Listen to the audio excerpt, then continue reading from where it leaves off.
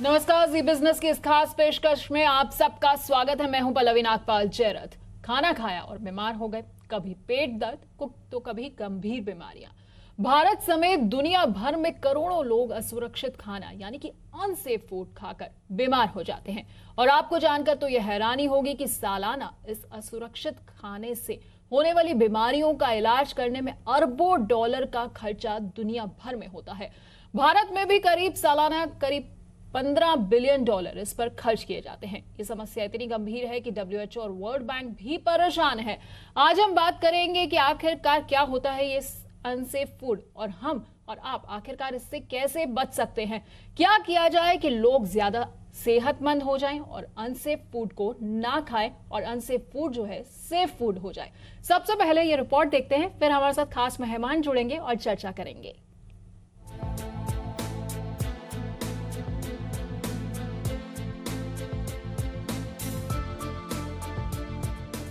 भारत समेत दुनिया के तकरीबन हर देश की एक बड़ी बीमारी है, वो है अनसेफ यानी असुरक्षित खाने से होने वाली बीमारियां। ये बीमारियां आपको तो परेशान कर ही सकती हैं, लेकिन आप ये जानकर हैरान रह जाएंगे कि इन बीमारियों के इलाज से निपटने के लिए सिर्फ भारत में ही सालाना हजारों करोड़ रुपए का खर्च आता है। वर्ल्ड बैंक की हालिया रिपोर्ट के मुताबिक खाने से होने वाली बीमारियों से निपटने में भारत सालाना करीब 15 बिलियन डॉलर की मोटी रकम खर्चा करता है। एशिया में चीन के बाद भारत दूसरे नंबर पर है। चीन करीब 30 बिलियन डॉलर इन बीमारियों से निपटने में सालाना खर्च करता है। एशिया में इन बीमारियों पर होने वाले खर्च का करीब 71% तो सिर्फ भारत और चीन में ही होता है। WHO भी इस पर चिंता जता चुका है। असुरक्षित खाने से होने वाली बीमारियों की बड़ी वजह है कि खाने के लिए स्टैंडर्ड पूरी तरह से फिक्स नहीं है। साथ ही खाना कहाँ बन रहा है इस पर भी कड़ी नजर नहीं होती। हाइजीन का मसला तो है ही। हालांकि food safety and standards authority of India यानी FSSAI ने इसे लेकर कई कदम उठाए हैं ताकि खाने की क्वालिटी बने रहे।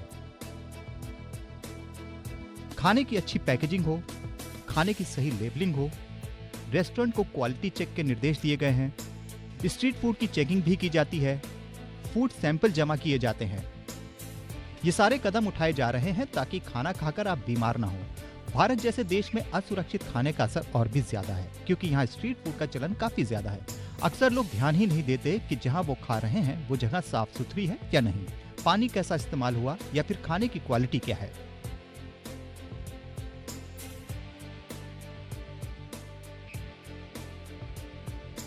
फूड बॉर्न डिजीज सिर्फ भारत ही नहीं बल्कि दुनिया भर के लिए बड़ी समस्या है। WHO के मुताबिक हर साल दूषित भोजन 60 करोड़ से ज्यादा लोगों की बीमारियों का कारण बनता है।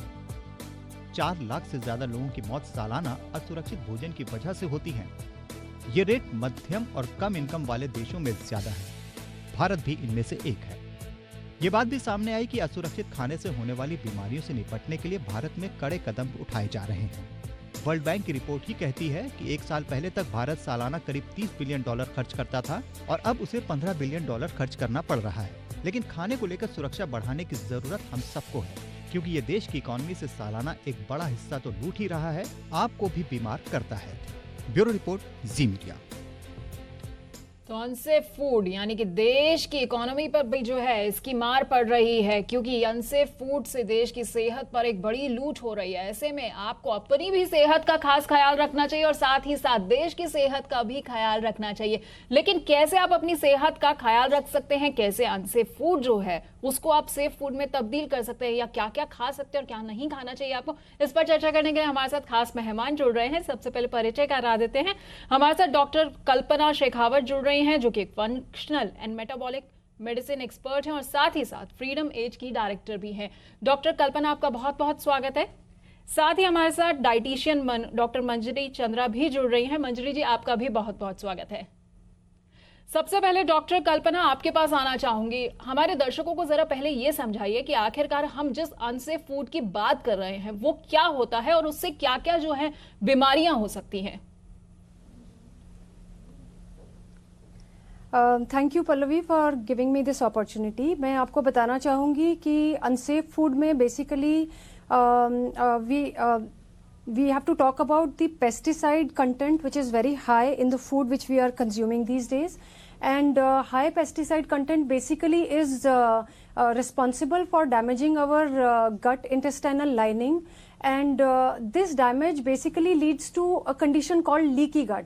So leaky gut में क्या होता है कि जो हमारी इंटेस्टाइन की लाइनिंग है उसके अंदर से गैप्स हो जाते हैं और उन गैप से food particles, bacterias, viruses, fungus जो कि बाहर नहीं जाने चाहिए वो जाना शुरू हो जाते हैं.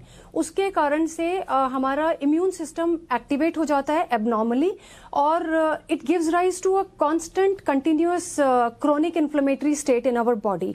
ये क्रोनिक इन्फ्लेमेटरी स्टेट से हमें बहुत सारी डिजीजेज हो जाती हैं जिनको कि हम क्रोनिक लाइफस्टाइल डिजीजेज आज के टाइम में बोलते हैं और इनका मेजर कॉज जो है वो बेसिकली हमारी गट हेल्थ है.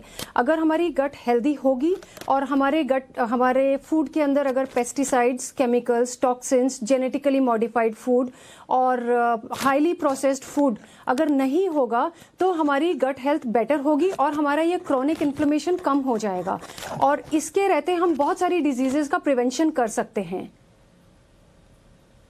बिल्कुल, तो आपको इन चीजों का खास ख्याल रखना चाहिए क्योंकि अगर आप अनसेफ फूड खाते हैं तो कहीं ना कहीं आप अपनी सेहत के साथ बड़ा खिलवाड़ कर रहे हैं. लेकिन डॉक्टर मंजरी, क्या खाया जाए क्या ना खाया जाए, इस चीज का हम कैसे ख्याल रखें? क्योंकि हेल्दी फूड जो है आजकल उसकी परिभाषा तो बहुत ज्यादा बदलती जा रही है. पहले हम ये मानते थे कि जो घर पे खाना बनता है सिर्फ वही हेल्दी होता है, लेकिन अगर अब हम घर के खाने की भी बात करें तो सब्जियां ले लें या फ्रूट्स ले लें, सब में इतने पेस्टिसाइड्स वगैरह होते हैं, जैसा कि अभी डॉक्टर कल्पना ने भी जिक्र किया पेस्टिसाइड्स का. तो आखिरकार हमें खाना क्या चाहिए? तो सबसे पहले मैं एक कहना चाहूँगी, FSSAI has come up with something called safe and nutritious food. उनकी गाइडलाइंस भी हैं, तो अगर आप FSSAI के साइट पे जाएंगे आपको गाइडलाइंस भी मिल जाएंगी. इसमें कई तरह की गाइडलाइंस हैं. एक तो जो आप घर के खाने की बात करें, आपके ऑफिस कैंटीन में जो खाना मिलता है, बाहर जो आप स्टॉल्स पे खाना खा लेते हैं, रेलवेज़ में जो खाना है, रेस्टोरेंट्स में जो खाना है, हर के लिए गाइडलाइंस बनाई गए हैं. तो इंश्योर कि एटलीस्ट जो खाना है वो सेफ़ हो और उससे हमें बीमारी ना हो. बट एज एन इंडिविजुअल हम ये कर सकते हैं कि पहली चीज़ आइडेंटिफाई करें. कई बार क्या होता है कि हम बीमार हो जाते हैं खाना खाने से और हमें पता ही नहीं चलता. तो सिम्टम्स पता करना, तेज़ बुखार, वॉमिटिंग, उल्टी, नौजिया, ये तो हैं ही, बट और भी तरह के सिम्टम्स, कन्फ्यूजन, डिजीनेस अगर आपको ज़्यादा रह रहा है तो हो सकता है फूड पॉइजनिंग हुई हो. तो सबसे अच्छा तरीका है कि जो भी हो सके उसका सोर्स पता करें. जैसे आप अपनी रिपोर्ट में भी दिखा रहे थे कि पानी कहाँ से आ रहा है, जहाँ आप खा रहे हैं उसके आसपास गंदगी तो नहीं है. हम अपने पेशेंट्स को दिन रात यही कहते रहते हैं कि जितना हो सके अपना खाने पे खुद कंट्रोल रखिए, अपना खाना खुद बनाइए, अपना खाना खुद कैरी करिए, हो सके तो घर का खाना खाइए. पर अगर आप बाहर खाते हैं तो कुछ पॉइंटर्स का ध्यान रखिए जो कि SNF में भी है, जिसमें पहला है कि खाना कहाँ बन रहा है, वो क्या वहाँ पे सर्टिफिकेशन है कि नहीं है, क्या उस वेंडर की कभी चेकिंग होती है कि नहीं होती है, प्लस आपके आसपास आपको क्या दिखाई दे रहा है, किस यूटेंसिल्स में खाना सर्व किया जा रहा है, क्या वो आपको देखने में ही ऐसा लग रहा है कि अनसेफ है, क्या आपको देखने में ही ऐसा लग रहा है कि इसमें बहुत ऊपर तेल तैर रहा है या उसका कलर डिस्कलर हो चुका है, वो मत खाएं. और दूसरा, जितना हो सके एक और इम्पॉर्टेंट चीज़ है, बाहर कटी चीज़ों को ना खाएं. अगर आपको बाहर हेल्दी खाना है तो कट फ्रूट्स, कट वेजिटेबल्स जो सुबह के काट के शाम को बेचे जाते हैं वो ना खाएं. आप पूरा होल फ्रूट खा सकते हैं. खुद को हाइड्रेट रखें. अगर हमारी बॉडी में इनफ वाटर होता है, सॉल्ट्स होते हैं, तो बॉडी में इन्फेक्शन उतनी जल्दी नहीं होता. कुछ खास चीज़ें जो घर पे भी बहुत कॉमन इन्फेक्शन कॉज करती है, dairy, eggs, fruits and vegetables, तो इनको बराबर से साफ़ करना बहुत ज़रूरी है. अगर आप एग्स खा रहे हैं तो वेल कुक्ड हों, डेयरी खा रहे हैं तो अच्छे से बॉयल करें मिल्क को, अगर आप फ्रूट्स वेजिटेबल्स खा रहे हैं तो उनको थोड़ा गर्म पानी से अच्छे से साफ़ करें, उसके बाद कंज्यूम. तो बिल्कुल इन चीज़ों का आपको ध्यान रखना चाहिए क्योंकि खाने पीने में अगर आप ध्यान नहीं रखेंगे तो कहीं ना कहीं आप अपनी सेहत के साथ खिलवाड़ कर रहे हैं, जो कि आगे जाके आपको काफ़ी भारी भी पड़ सकता है. लेकिन डॉक्टर कल्पना, जैसा कि हम इन बीमारियों की आपने जिक्र किया कि क्या क्या बीमारियां हो जाती है, इन बीमारियों से आगे जाके अगर हम बात करें तो लॉन्ग टर्म में हमें क्या क्या नुकसान हो सकते हैं? देखिए पल्लवी, इनका ये इसके जो जिस तरीके का हम आजकल फूड कंज्यूम कर रहे हैं, मैं आपको बताना चाहूँगी कि इसमें इतने ज़्यादा पेस्टिसाइड्स हैं और इतने ज़्यादा केमिकल्स हैं कि हमारा जो नॉर्मल गट माइक्रोबायोम जिसको हम बोलते हैं, जो कि हमें हेल्दी रखता है, वो बहुत लार्जली अफेक्टेड हो रहा है। सो बेसिकली जिस तरीके का हम ये फूड खा रहे हैं और ये हमारे जो नॉर्मल बैक्टीरियल फ्लोरा है उसको डैमेज कर रहा है और एक कांस्टेंट इन्फ्लेमेशन कॉज कर रहा है हमारी बॉडी के अंदर।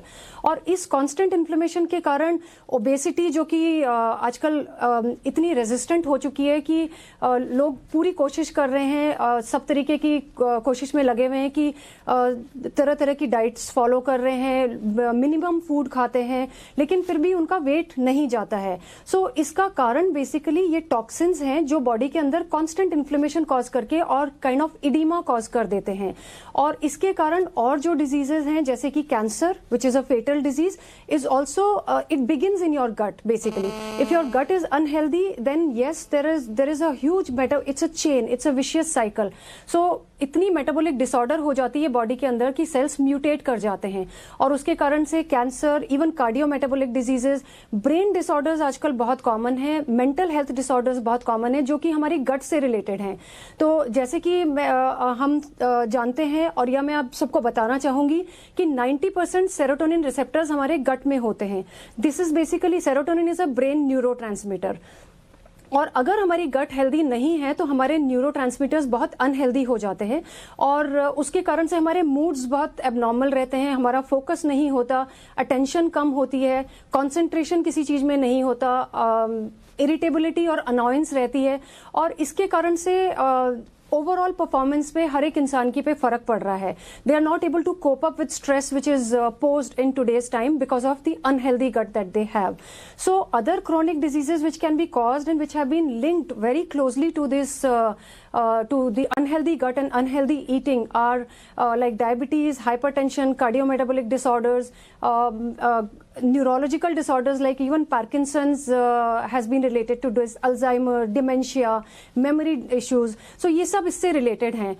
So मैं बताना चाहूँगी कि it is very crucial for each one of us to look at what we eat. It is very important to first know and make certain that whatever we are eating is going to help our good bacteria and not yes. बिल्कुल बिल्कुल, आपने सही कहा कि हमें इस चीज पर खास ख्याल देना चाहिए कि हम आखिरकार क्या खा रहे हैं, क्या नहीं खा रहे हैं, क्योंकि हम जो खाते हैं वो हमारी सेहत पर लगता है और आगे जाकर हमें आगे जैसे जैसे उम्र बढ़ती जाएगी कहीं ना कहीं सेहतमंद खाना जो है वही आपके काम आएगा, क्योंकि वही आपको आगे आने वाली बीमारियों से बचाएगा। लेकिन डॉक्टर मंजरी, ऐसा भी है कि आज के वक्त में अगर हम बात करें शहरों की या मेट्रो शहरों की बात की जाए तो यहाँ पर जो खाना मिलता है वो ज्यादा सेफ नहीं होता है, अनहेल्दी फूड ज्यादा है। लेकिन अगर आज हम गाँव में जाते हैं तो वहां पर शायद इतनी दिक्कतें नहीं हैं और यही वजह है कि गांव के लोग जो है हमसे ज्यादा जो है वो सेहतमंद होते हैं। जी हाँ, बिल्कुल, आप सही बोल रहे हैं। कई रीज़न है कि गांव के लोग हमसे ज़्यादा सेहत होते हैं। वहाँ हवा भी ज़्यादा अच्छी है, पानी भी ज़्यादा अच्छा है, स्ट्रेस लेवल्स बहुत कम है, बट फूड भी एक रीज़न है। देखिए, हमें लोकल सीजनल खाना, हम जब हिंदुस्तान में अगर आप देखिए जो हमारा ट्रेडिशनल फूड आता था वो लोकल और सीजनल होता था। जो चीज़ें लोकली मिलती थी वो बनाई जाती थी घरों में और वो खाई जाती थी। अब हमने उसको पूरी तरह से बदल दिया। हम चाहे मंडे हो या ट्यूसडे हो, गर्मी हो या सर्दी हो, ब्रेकफास्ट में कॉर्नफ्लेक्स और ब्रेड ही खा लेते हैं। उसका कोई सीजन से, कोई लोकल रीजन से लेना देना नहीं। चाहे मैं दिल्ली की रहने वाली हूँ, चाहे मैं बैंगलोर की, अगर मैं रागी खा लेती, दिल्ली में रह के मक्का खा लेती, तो I would have been much better. But क्योंकि आज हम फूड बॉर्न इलनेसेस की बात कर रहे हैं, एक होता है खराब खाने से आपको बीमारी होना, आज जो हम बात कर रहे हैं वो फूड बॉर्न इलनेस की है। आप जो खाना खा रहे हैं वो आपको बीमार बना सकता है, जिसमें कॉमन इलनेसेस हैं, डायरिया, वॉमिटिंग, और जो बहुत कॉमन है छोटे बच्चों को, स्पेशली लोअर मिडिल क्लास में बहुत कॉमन है, क्योंकि हाइजीन के इश्यूज हैं, सैनिटेशन नहीं है, वैक्सीनेशन नहीं है। तो थोड़ा सा अगर लोगों को ये बात पता चले कि खाना अगर सेफ करेंगे तो बहुत सारी उनकी आगे जाके बीमारी कम हो जाएगी।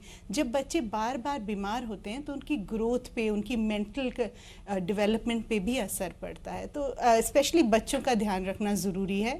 एंड साफ़ खाना खाएं, क्लीन खाना खाएं।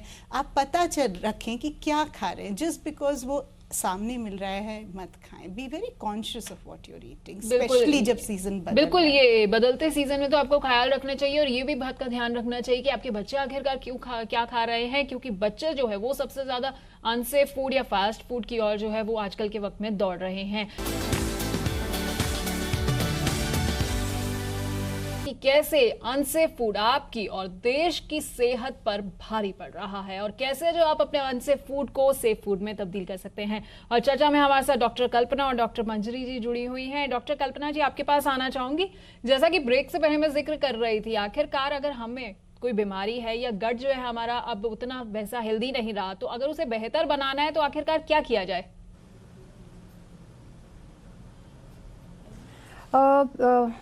पल्लवी जी, गट को हेल्दी बनाने के लिए सबसे इम्पॉर्टेंट कुछ बेसिक जो रूल्स जो इम्पॉर्टेंट हैं फॉलो करने चाहिए, वो ये है कि जो फूड हम खाएं वो हम बहुत सोच समझ करके खाएं और try to switch to organic as much as possible because we have to avoid all the pesticides and the chemicals in the food.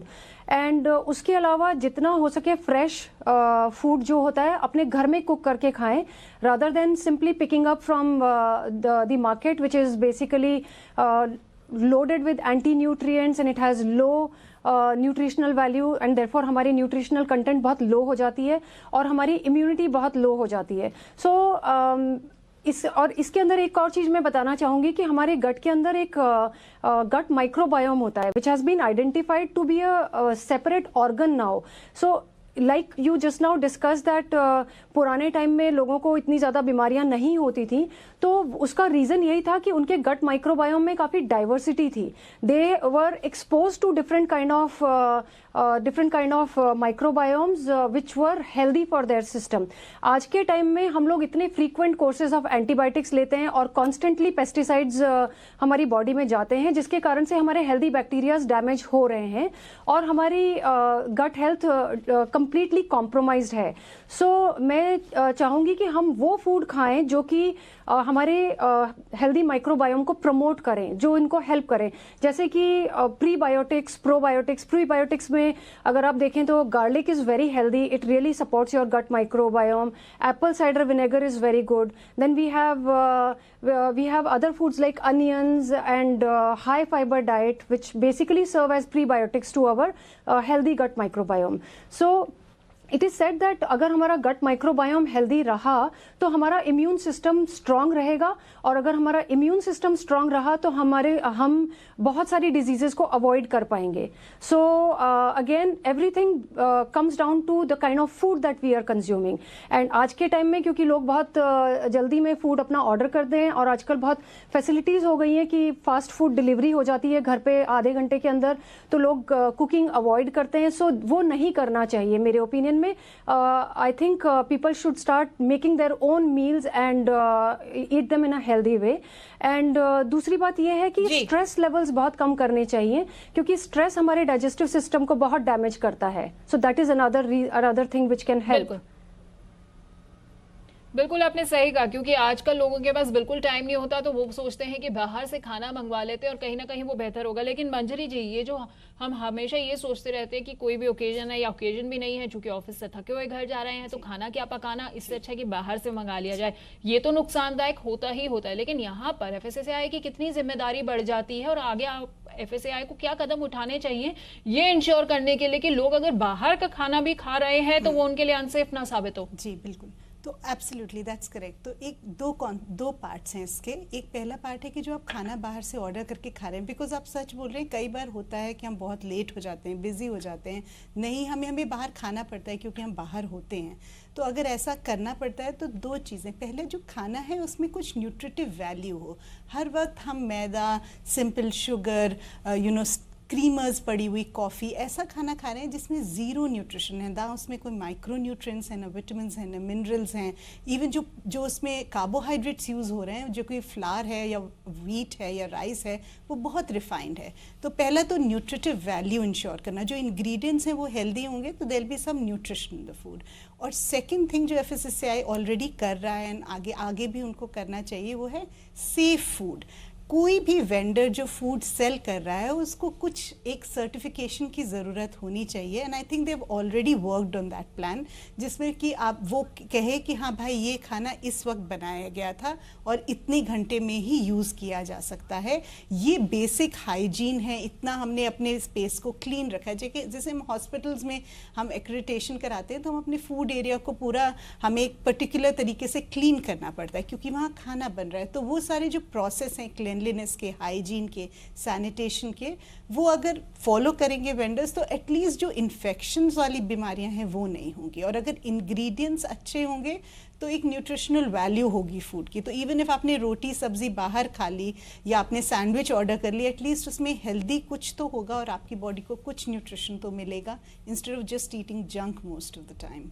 एक एग्जाम्पल बताती हूँ मैं। When I was coming here today ना, तो जो आपके पर्सन थे जो ड्राइव कर रहे थे कार, उनको ऐसे में बात करी तो उन्होंने कहा था मुझे बहुत लेट हो जाता है घर पहुँचते वक्त, तो मैं जाते वक्त ना खाना पिकअप करके जाने लगा हूँ रोज़, और वो मुझे सिर्फ 80 रुपये में मिल जाता है वो खाना। तो इतना सस्ता हो गया ऑर्डरिंग आउट। और ये किस लेवल पे पहुँच गया, ये सिर्फ ऑफिस में बैठे हुए लोग ऑर्डर नहीं कर रहे, इवन वो लोग जो मार्जिनलाइज्ड हैं वो भी बाहर का खाना बहुत खा रहे हैं।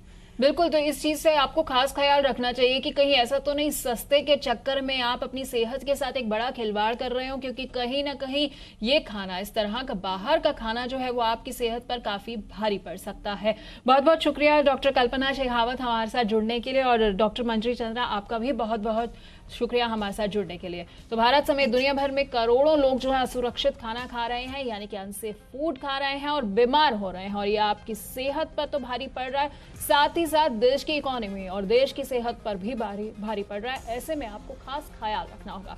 तो आज की खास पेशकश में इतना ही, लेकिन जी बिजनेस पर खबरों का सिलसिला जारी रहेगा।